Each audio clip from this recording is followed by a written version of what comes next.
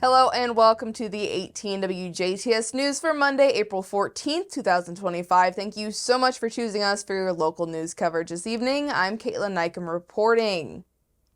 A devastating house fire broke out shortly before 9 a.m. on Sunday, April 13th in the 100 block of East 13th Street near Main Street in Jasper.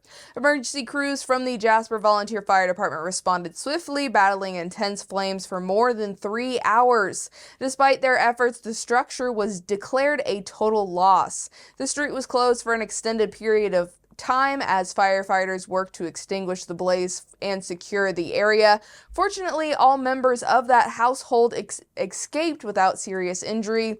However, the family lost everything in the fire, including their home belongings and a sense of stability. Adding to the difficulty of their situation, the family reportedly did not have active homeowners insurance due to a previous cancellation related to storm damage on the roof. Compounding matters, one family member is also currently undergoing cancer treatment while another has a serious heart condition, having previously undergone open heart surgery. The community has quickly come together in support of this family. A GoFundMe page has been launched to help the family begin to rebuild their lives. As of earlier today, the fundraiser has nearly raised $2,000 and donations are still coming in. Those wishing to offer support can donate by visiting the GoFundMe campaign found on our website. Local authorities continue to investigate the cause of this fire. More information will be shared as it becomes available. The Zeta Mu chapter of the Psi Auda Xi will host their second annual Jasper Schnitzel Jagged on Sunday, May 18th during Old Jasper Days. The Schnitzel Jagged is a citywide scavenger hunt for teams of 4 where clues lead them to specific places throughout Jasper and the surrounding area to take a photo of themselves at each location. Each team will need to have their own transportation and a phone with a camera to participate. The scavenger hunt will take place again on May 18th from 1 to 3 p.m. with registration from 11:30 a.m. to 12:45 p.m. Teams can also pre-register at a link found on our website. The registration cost is $50 per team, and all proceeds go to support many local causes, and that these include the free summer language and literacy camp for ages 4 to 9, the Jasper Arts, the Senior Art Award, the annual Suzanne J. Kress Memorial Scholarship, the Dolly Parton Imagination Library for Du Bois County, and many more. Governor Mike Braun has declared a state of disaster emergency for 18 counties across Indiana following severe weather, including flooding, storm, and tornadoes. The declaration applies to Bartholomew, Brown, Clark, Crawford, Dearborn, Delaware, Gibson, Hamilton, Harrison, Lake, Madison, Marshall, Martin, Owen, Perry, Posey, Spencer, and Warwick counties. It will remain in effect for 30 days. This order activates state-level emergency response and financial aid through the Indiana Department of Homeland Security. Impacted communities with eligible storm-related expenses can now seek assistance through the State Disaster Relief Fund program. The move is intended to help residents, businesses, and local governments begin recovery efforts from the widespread storm damage. The Rotary Club of Jasper Passport is sponsoring a Veterans Roundtable hosting Lincoln Klein, NP, psychiatric mental health nurse practitioner, on Thursday, April 17th at 6 p.m. at the Schnitzelbank restaurant in Jasper. Lincoln has been working in his field for 3 years and currently practices at Dr. Juan Cabrera's Jr. and Associates with an emphasis on treatment-resistant depression, PTSD, anxiety, insomnia, and ADHD.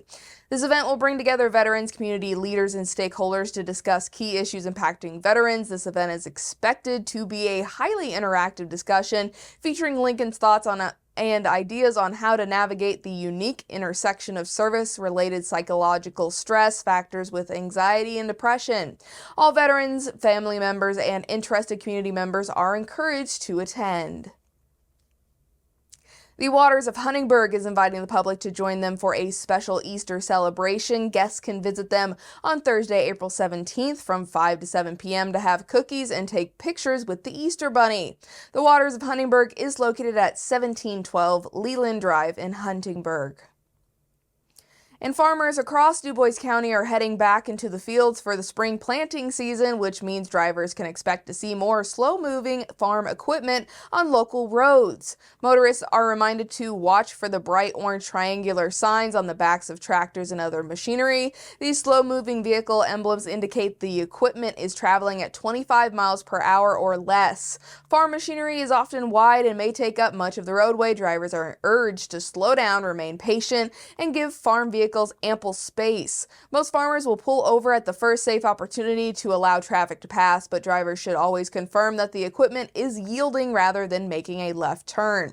To stay safe, drivers should reduce speed when approaching farm equipment, maintain a safe following distance, only pass on straight stretches with clear visibility, stay alert for additional equipment or hidden field entrances, and avoid distractions and pay attention to turn signals or hand gestures from the operator. Farmers also play a role in roadway safety by ensuring their equipment is equipped with proper lights and reflectors and by following all traffic laws. As planting season ramps up, drivers are reminded that farmers on the roads are simply doing their jobs. Patience and caution can go a long way in preventing accidents and supporting one of Indiana's most vital industries. Indiana's Lieutenant Governor Micah Beckwith is calling on Governor Mike Braun to veto a property tax reform bill. Senate Bill 1 passed the Indiana House of Representatives this past Thursday. It now heads to the Indiana Senate for a final vote before Governor Mike Braun can either sign it or veto it. Beckwith is asking Braun to veto this bill and call a special session for lawmakers to pass tax reform that the average Hoosier can understand. Representative Mark Messmer recently voted to support the passage of the Safeguard American Voter Eligibility or SAVE Act, the H.R. 22, in the U.S. House of Representatives. This legislation ensures that only U.S. citizens can vote in federal elections. The SAVE Act is necessary so that states and localities across the country will be required to take measures to protect federal elections from fraud and restore trust in the minds of voters that the results are free of foreign interference. H.R. 22 protects and preserves election integrity by requiring states to obtain proof of citizenship when registering an individual to vote in a federal election. It also requires states to remove non-citizens from their voter rolls. And that wraps your Monday news here on 18 WJTS. Next up is your weather forecast.